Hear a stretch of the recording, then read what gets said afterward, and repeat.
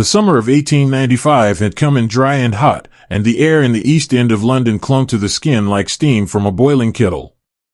The row houses on Liverpool Road were packed tight, each identical in appearance yet different in secrets. No one paid much attention to the people behind each door, unless they gave reason to. And for a time, the Coombs house gave no reason at all. 13-year-old Edward Coombs stood at the front window, fingers barely brushing the sooty lace curtains.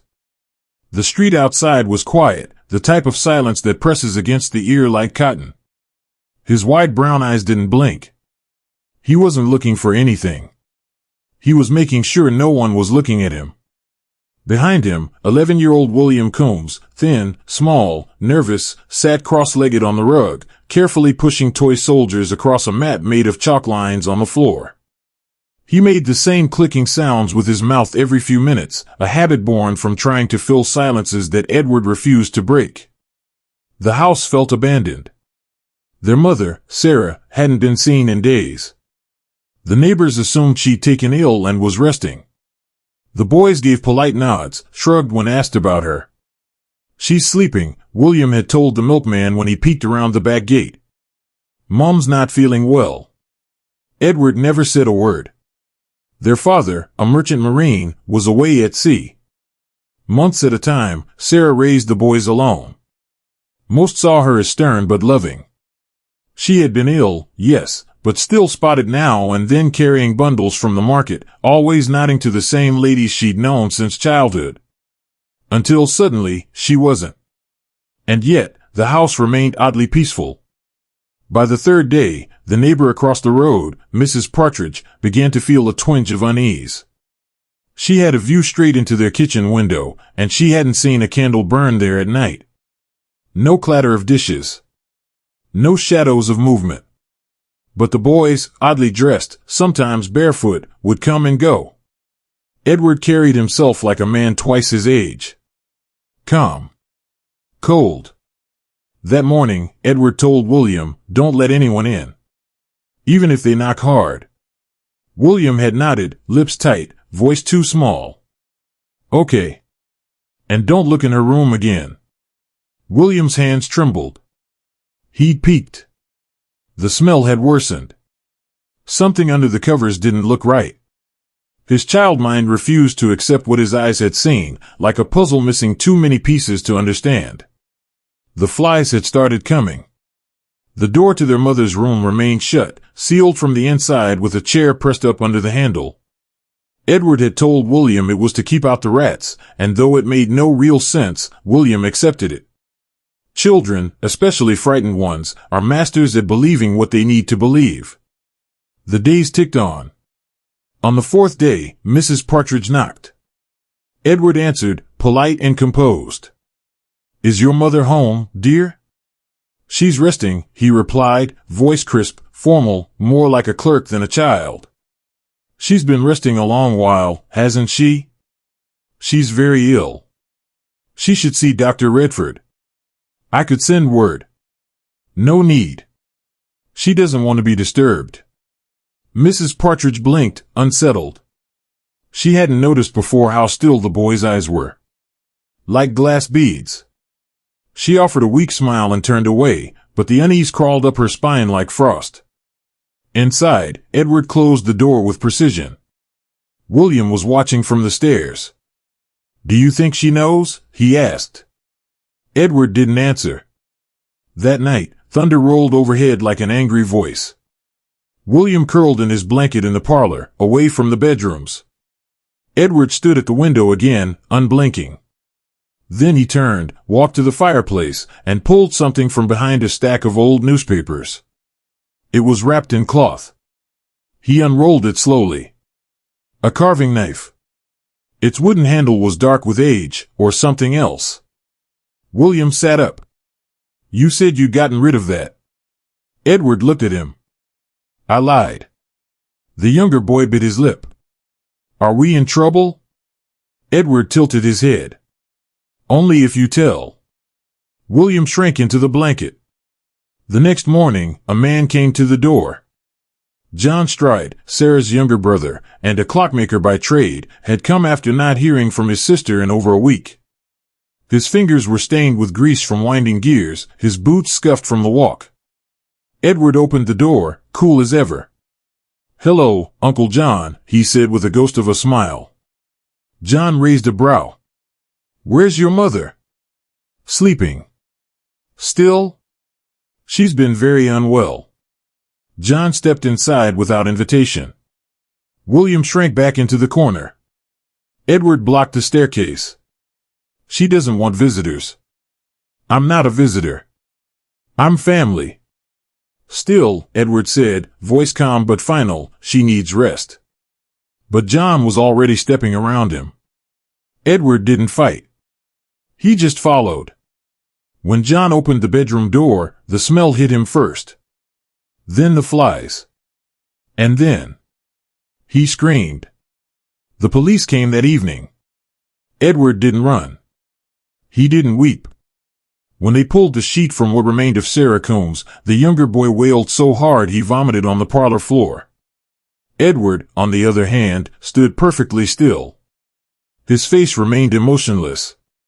"She was cruel," he said quietly. "She beat William with the poker.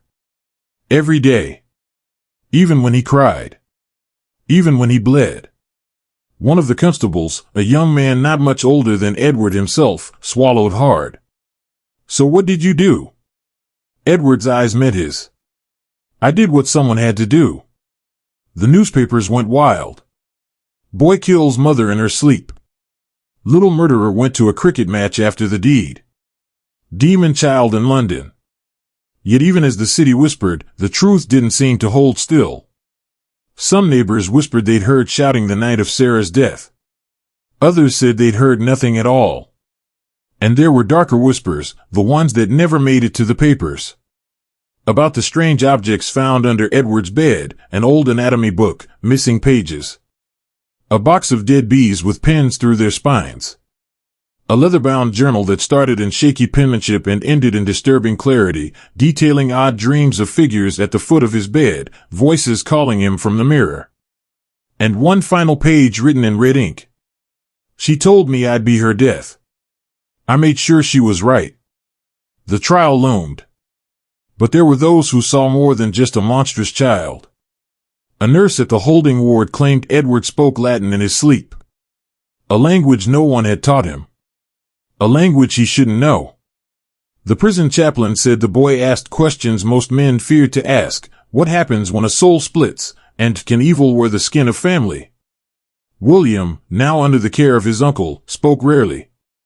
But once, weeks later, he looked up at the sky and whispered, "She wasn't our mother anymore. Something took her. Something made her hurt us." Late one night, as Edward sat in his cell, he asked to see the chaplain again. When the older man came, Edward leaned forward and said, "It's not done with me." "What isn't?" "The thing in the mirror." He paused, eyes gleaming in the candlelight. It wasn't just her. The cells in Coney Hatch Asylum were cold, and not just because of the damp stone or the iron bars that refused to rust.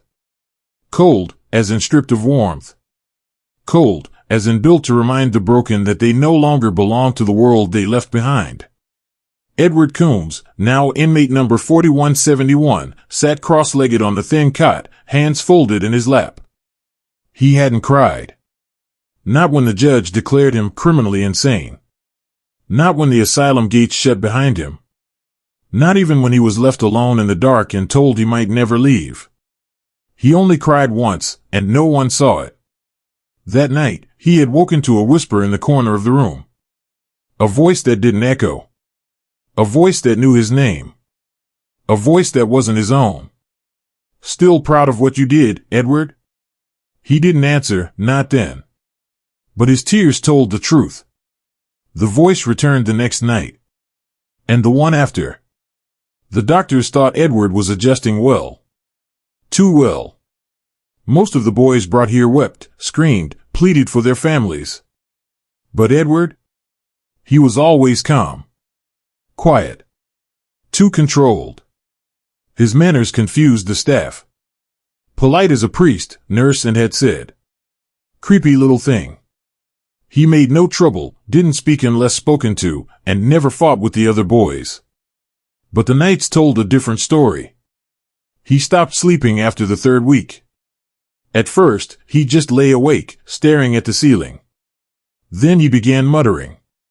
Then the muttering became whispering. Sometimes in English. Sometimes not. The night guards heard him say things like, "She's watching me from the mirror again. The tapping is louder tonight. If I answer, it becomes real." He began scratching symbols into the underside of his bed frame with a metal button. Strange curves. Circles. Lines. Shapes no one recognized. Dr. Highgate, the lead psychiatrist, watched Edward carefully. "It's dissociation," he declared. His mind created an external evil to cope with the guilt. But another doctor disagreed. Dr. Abraham Fell was not the kind of man people liked.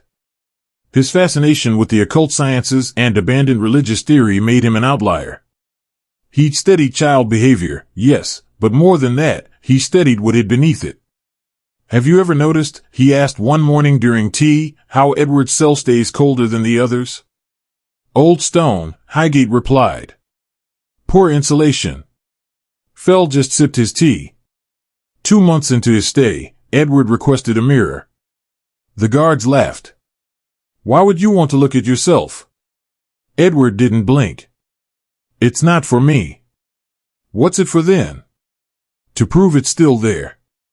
The guard said no. That night, he carved the word "listen" into the wall with his fingernail. Backwards. When Nurse came in the morning, she found Edward curled on the floor in a perfect circle. Around him, drawn in his own blood, were dozens of the same symbol repeated, and I, crying. Meanwhile, William Coombs, Edward's younger brother, was adjusting to life with their Uncle John. He didn't talk much, but he no longer flinched when touched. He was enrolled in a local school, and though he struggled to keep up, the teachers noted he was polite. Timid. A boy shadowed by tragedy. One rainy afternoon, he brought home a sheet of paper covered in pencil drawings. Uncle John glanced at them absently until one caught his eye. "What's this, Will?" The boy hesitated. "That's where she stood." "Who?" "The woman in the corner. The one who whispered to Edward when he thought I was asleep." John's blood ran cold. Back at Coney Hatch, Dr. Fell had begun sneaking extra time with Edward. He brought with him books, questions, and something resembling trust. "You said there was something in the mirror," he asked one evening. Edward nodded. "What did it look like?" "Not a what?" "A who?" Fell leaned forward. "She wore our mother's skin for a while. But I could tell it wasn't her." "Why?" Edward's voice dropped to a whisper.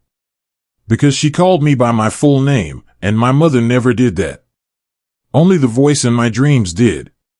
Fell's breath caught. "What else did she say?" Edward slowly blinked. "That if I made her proud, she'd set me free." "Did you believe her?" He shook his head. "She lied." Edward's room had become a subject of growing concern. Nurses refused to enter after dark. One guard quit after claiming he saw a face in the reflection of Edward's window from the inside when no one else was there. Dr. Highgate chalked it up to institutional fatigue.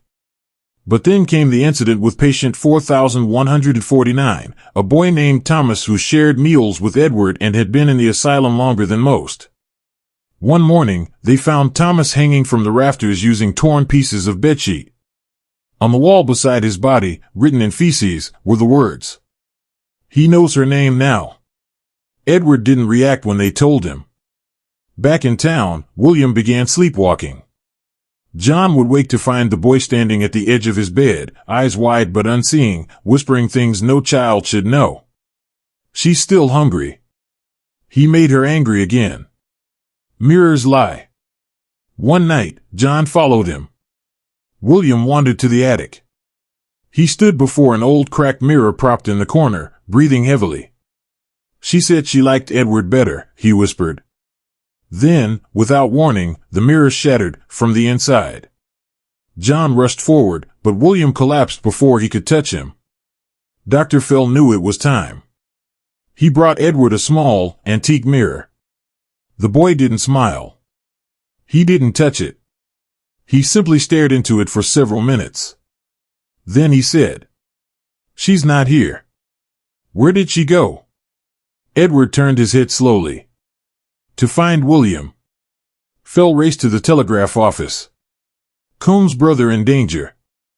Do not let him near Reflections. Will explain. Urgent." The reply came hours later. Boy fell unconscious. Speaks Latin and sleep. Mentioned your name. Fell packed a bag. He was going to see William himself. But something stopped him. That night, Edward screamed. It was the first sound of fear anyone had ever heard from him. Guards found him in the corner of his cell, clawing at the wall. His eyes were rolled back, mouth wide in a silent wail. The mirror was shattered, yet untouched. When they pulled him from the floor, he repeated 3 words over and over. "She's in me." Dr. Fell, with permission from the asylum board, began conducting secret sessions. He placed symbols, old protection glyphs, under Edward's cot. He burned sage. He read from ancient texts in Sumerian and Aramaic.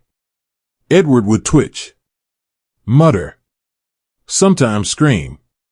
But one night, he sat upright and said in a voice not quite his own, "You're too late." Fell didn't sleep that night. Back in town, William began drawing again. Only now, the images had changed. Not a woman in the corner anymore. Now it was Edward. But his eyes were black. His mouth stitched shut. And around him stood faceless children, all pointing at something behind William's shoulder. Something just out of frame. When Uncle John asked what it was, William replied, "She says he's ready now." The air in Coney Hatch thickened by the day. Nurses whispered that the asylum itself had changed since Edward arrived. Lights flickered more. Doors refused to stay shut. And patients began waking from nightmares they couldn't explain, often screaming the same phrase, "The eyes in the mirror." Dr. Abraham Fell, now fully immersed in the enigma that was Edward Combs, had begun sleeping in his office. He pored through ancient manuscripts by candlelight, cross-referencing Edward's scribbled symbols against centuries-old records. The connections weren't just theoretical anymore. Edward wasn't just disturbed. He was haunted.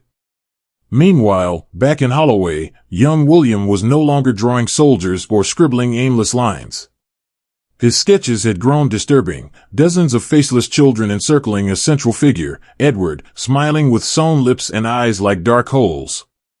Uncle John burned some of the drawings in the fireplace one night, hoping it would ease the boy's troubled mind. But the next morning, William drew them again. Exactly the same.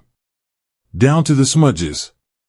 When asked why he kept drawing Edward that way, William replied in a hushed voice, "Because it's not him anymore." Dr. Fell returned to Edward's cell late one evening with a single candle, a book wrapped in linen, and a sealed letter from Holloway. Edward sat on the cot, hunched over, as if the shadows themselves weighed on his back. "I've received a message from William," Fell said. Edward didn't move. Fell crouched, placing the letter in front of him.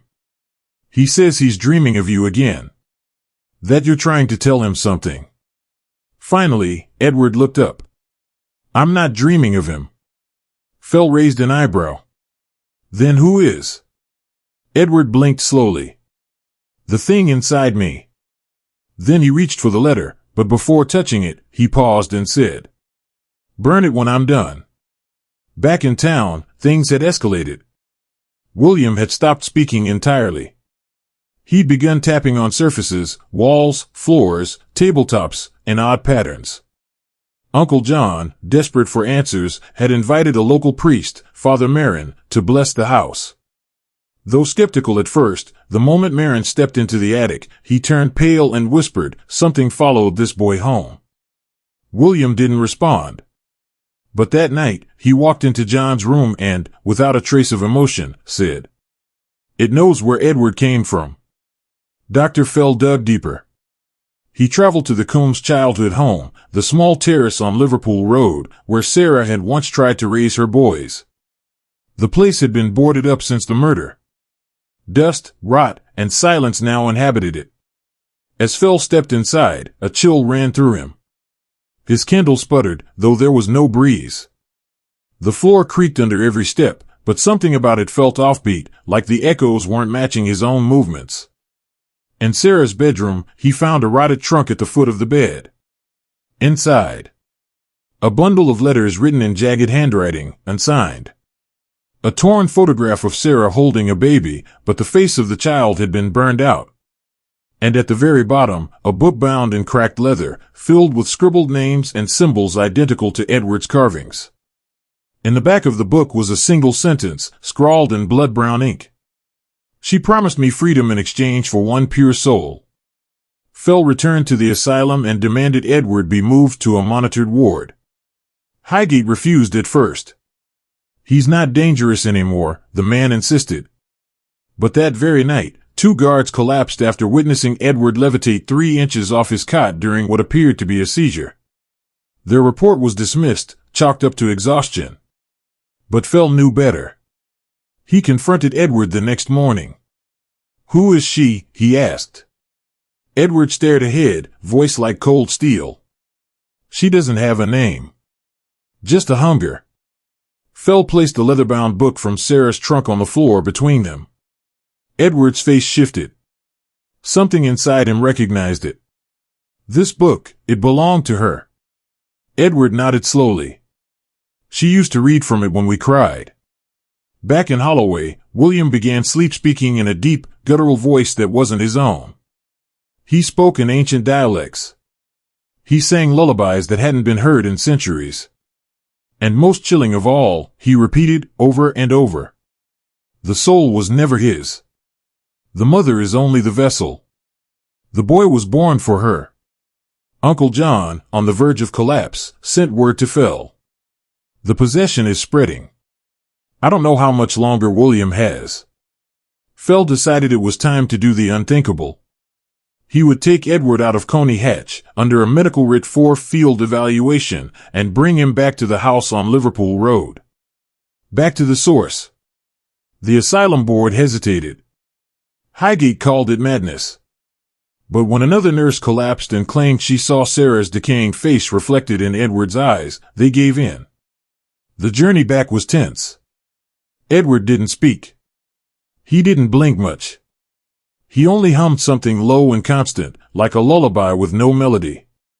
When they arrived, the house greeted them with silence. No birds. No wind. Just air thick with memories. Phil unlocked the door and led Edward inside.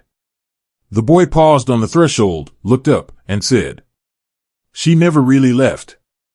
They entered Sarah's bedroom first. The trunk was gone. The mirror on the wall had cracked, fresh, not from time, but force. Edward walked to it and touched the glass. "She watched William from this mirror," he whispered. "Told him he'd take my place." Phil felt a tightness in his chest. "Take your place in what?" Edward didn't answer. Instead, he lifted his shirt.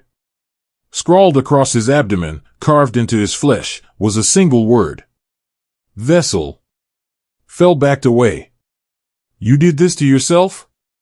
Edward shook his head. "She did it in my dreams." That night, as a storm rolled over London, Phil conducted a desperate ritual.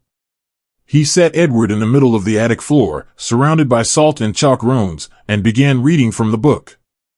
Edward screamed. Candles blew out. The mirror in the corner fogged over, and then, in its cloudy surface, Sarah's face appeared. But her eyes were black. Her mouth moved, though no sound came. Then suddenly, Edward stopped screaming.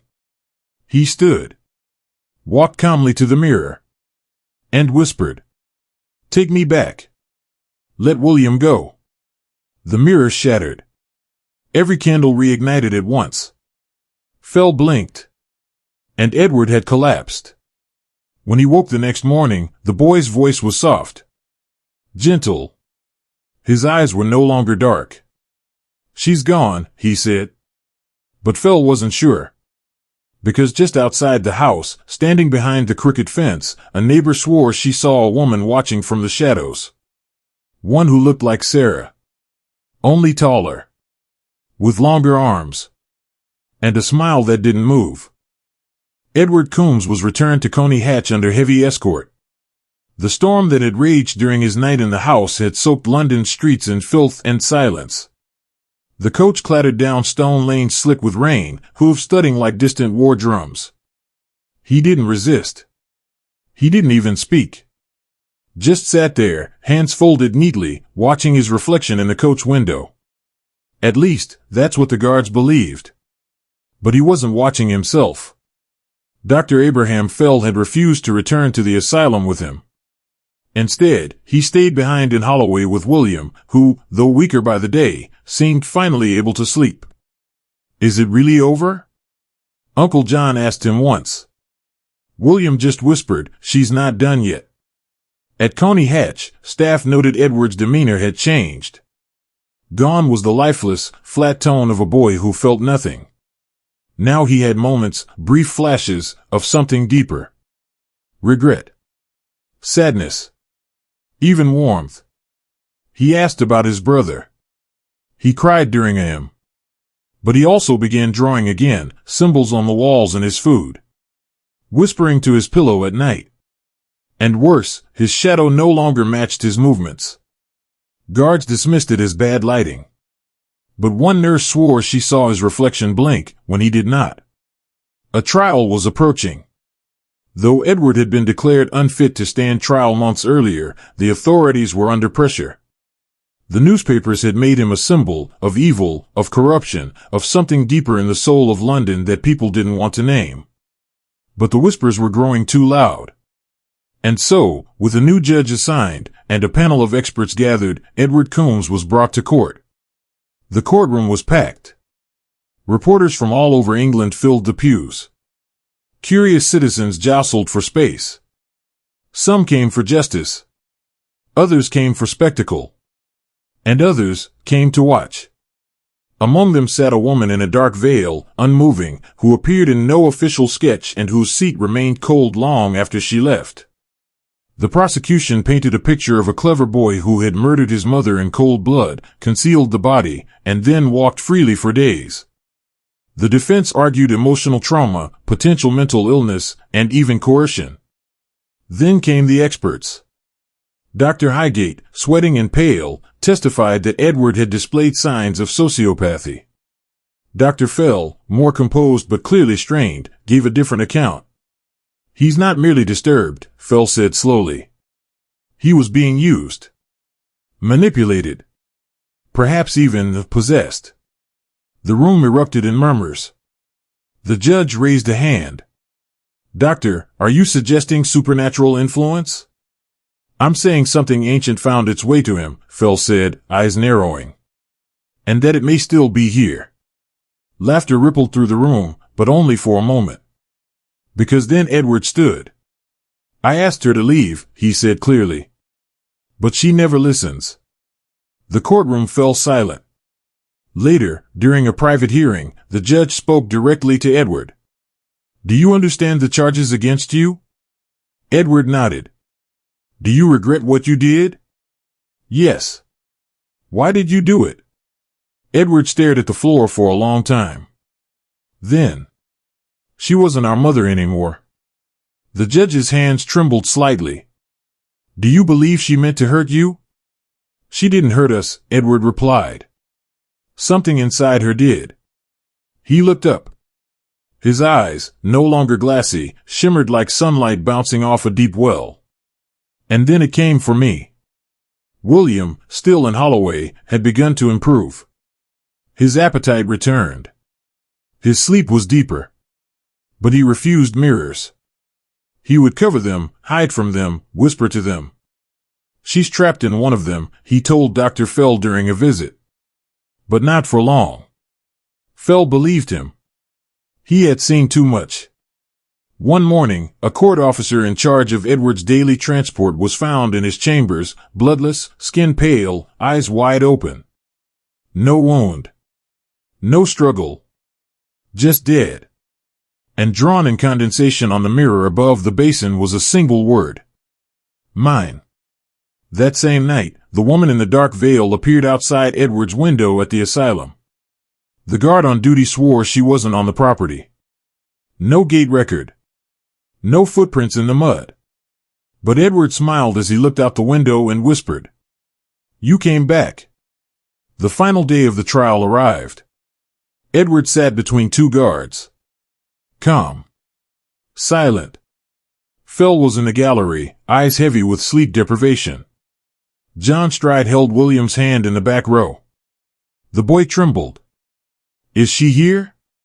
Fell asked quietly. William nodded. "She's always here." Then he pointed toward the bench where the veiled woman sat. Only, no one else saw her. Not really. But when one reporter later developed the courtroom sketches, he found a figure no one recalled drawing. A woman in black. Smiling. Before the verdict was read, the candles flickered. A cold wind rolled through the room, even though the windows were shut tight. And the judge, before speaking, coughed violently and said, "I feel watched."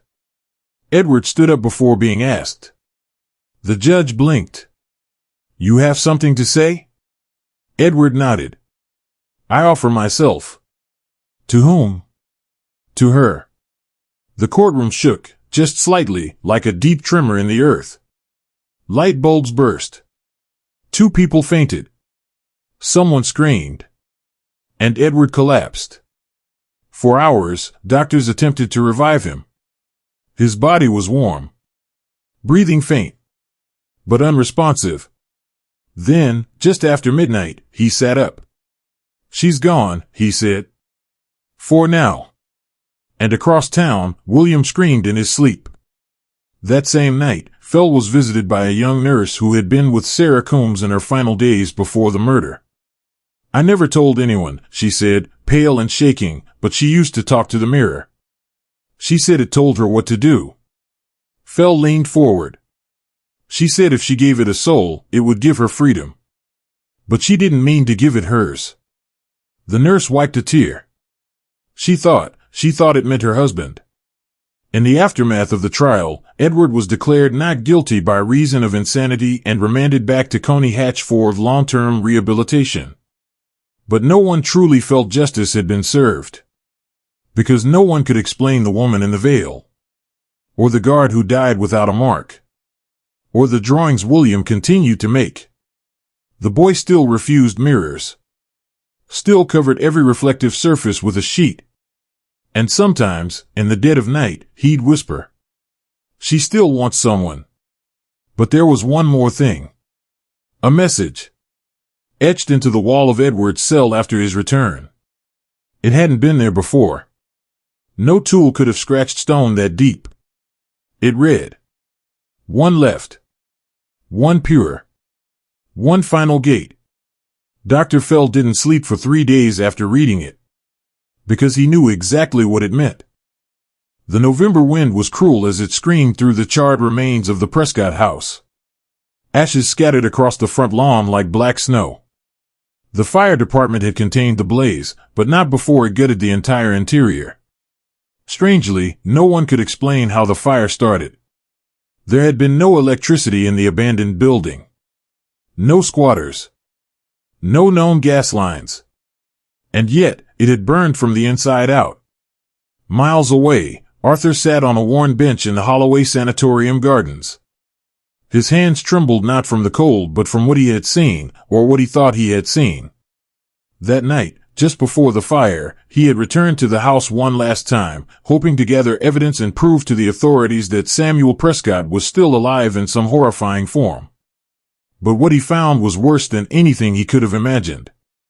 He recalled the sound of the violin, soft and haunting, drifting down from the second floor. It had pulled him up the crooked staircase, each step groaning under his weight. The music stopped abruptly, and in the silence, he heard breathing that was not his own. And then, he saw him. Samuel stood at the end of the hallway, unchanged, with wide black eyes and that damnable grin. Only, this time, his skin cracked like porcelain with something red and pulsing underneath. A voice, high and hollow, echoed from him, but the words were from somewhere else. "I'm still hungry, Arthur."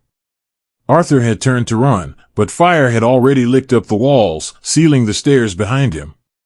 He dove from the second-floor window and broke 2 ribs on the landing. Someone, he still didn't know who, dragged him away just before the entire place collapsed into an inferno. Now, sedated and under watch at the sanatorium, Arthur repeated one thing over and over to anyone who would listen. "He's not done yet." Dr. Lydia Crane had been assigned to Arthur's case. Young, determined, and known for her unconventional methods, she had read every article, every file, and every scrap of information on the Prescott case.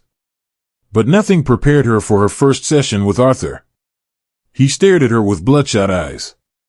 "They thought Robert Coombs was just a boy when he killed his mother," he whispered. "But what if it was never just him?" Lydia froze. That wasn't public knowledge. The old Coombs case from 1895 had always been murky. A young boy, calm and collected, murdered his mother and then played cricket as if nothing had happened. But Arthur spoke of it like it was personal. Like he'd seen it happen. The same thing that got into Robert got into Samuel. It feeds through the bloodline. It wears children like masks. She left the room shaken. But curiosity drove her to dig deeper. By the next morning, Lydia had tracked down something peculiar, a hand-bound journal from the early 1900s buried in the archives. The author? A Dr. Horace Gillingham, former head psychiatrist at Broadmoor Criminal Lunatic Asylum. He'd treated Robert Coombs after his trial. Gillingham wrote of recurring nightmares Robert had. Dreams of a red-eyed boy standing at the foot of his bed, whispering truths that made his skin peel. Robert insisted it wasn't a dream. That the boy had followed him from his home. That it made him do it. Dr. Crane read one final line from the journal, her hands cold. "I believe this presence is not a psychosis. It is a parasite. A transference of evil passed through generations, feeding on innocence and blood." She returned to Arthur the next day. "Tell me everything about the red-eyed boy," she said. Arthur leaned forward. "He's not a boy. He's older than sin." Meanwhile, across London, strange events began to unfold. At Holloway Orphanage, a boy named Jacob suddenly stopped speaking. Teachers claimed he'd become unusually violent overnight. His sketches showed a tall, thin man with black sockets for eyes and an endless smile. Elsewhere, a young girl named Eloise began sleepwalking, her feet stained with blood each morning. Her parents reported hearing violin music, even though they didn't own one. All of the affected children had one thing in common: their ancestors had been involved in violent crimes during the late 1800s. Murders. Suicides. Disappearances. Lydia knew what it meant. The parasite had returned, and this time, it was spreading. Desperate, she returned to the ruins of the Prescott house with Arthur, who'd been released into her custody under strict supervision. The earth still smelled burnt. In the basement, untouched by the fire, they found something that should not have survived, a child's sketchbook. Arthur picked it up. "These aren't Samuel's drawings. I've seen these before. In Robert's room. In Broadmoor." Lydia opened the cover.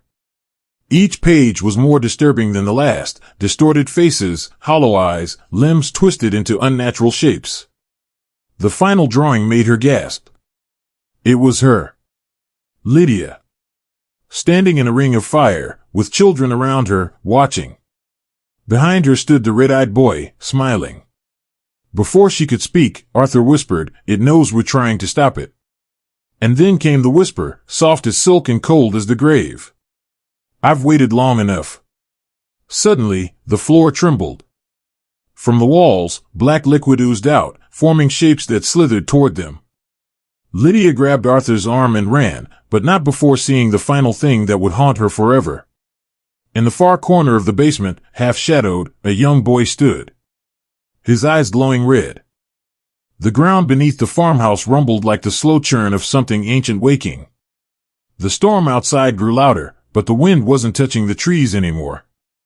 It was as if something was screaming, not above, but below. Casey and Evelyn stood frozen, eyes wide, as the floorboards groaned beneath them like ribs cracking open. Jonah burst into the room, soaked with sweat rather than rain. "They're coming up," he whispered. "From the earth. The whole family.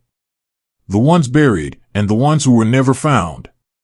From the edge of the hallway, a hand, skeletal, long-fingered, reached upward between floor slats. Evelyn screamed, backing into the parlor as the boards began to bulge and split. More fingers. More hands. Silent figures clawing their way into the house. Casey grabbed Evelyn's wrist, tugging her toward the attic. It was the only place left to go. They stumbled up the narrow staircase, the groans of the house growing louder, the walls trembling like lungs about to take a final breath. Casey slammed the attic door behind them and shoved a trunk in front of it. Evelyn collapsed against a stack of dusty furniture, gasping. Jonah pulled a strange box from his coat, something wrapped in faded cloth. "This belonged to Robert," he said, unwrapping it with trembling hands. "It was hidden under the foundation. He said it was the gift from the Whispering Ones." "It's not human." The box pulsed faintly. It wasn't made of wood or metal but something else. Something that shimmered and shifted when you looked at it too long. Evelyn stared at it, then at Jonah. "You brought that thing up here?" "We need it," Jonah replied. "The curse didn't start with Robert. He was a vessel. Something older chose him. That thing speaks. It wants a final witness. One last story told before it goes back to sleep." From below came the slow scraping of dozens of limbs against wood, a tide of whispering breath filling every wall. The attic window rattled violently, and outside, the lightning revealed hundreds of figures standing in the field. Pale, eyeless, unmoving. "They're already here," Casey muttered. "We're surrounded." Jonah opened the box. Inside, there was only a black journal and a single white candle that lit on its own.